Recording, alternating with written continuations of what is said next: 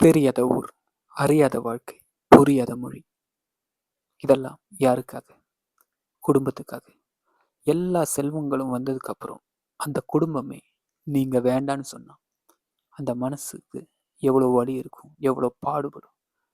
அது தெரியும்போது, இத்தனை நாள் வாழ்ந்த வாழ்க்கை, அது அர்த்தம் இல்லாமயே போயிரும்.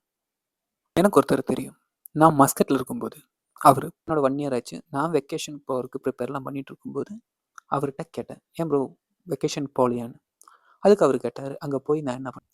இனிஷியல் ஸ்டேஜ்ல அவரு தேவைப்பட்டாங்க. அதுக்கப்புறம் அவரோட காசு மட்டும் தேவைப்பட்டுச்சு அந்த குடும்பத்துக்கு. இப்போ அவரோட காசும் தேவையில்ல, அவரும் தேவையில்ல. அவரு இங்க வந்ததுக்கப்புறம் நெறைய இடம் வாங்குனாரு, சொத்து சேர்த்தாரு. எல்லாரையும் குடும்பத்தையே செட்டில் பண்ணிட்டாரு. எல்லாம் முடிஞ்சதுக்கப்புறம், "இவர நல்லா இருக்கியா? நீ ஏன் அங்க இருக்கேன்னு?" கேட்கறக்கோ, இல்ல நலம் விசாரிக்க கூட யாருமே இல்ல.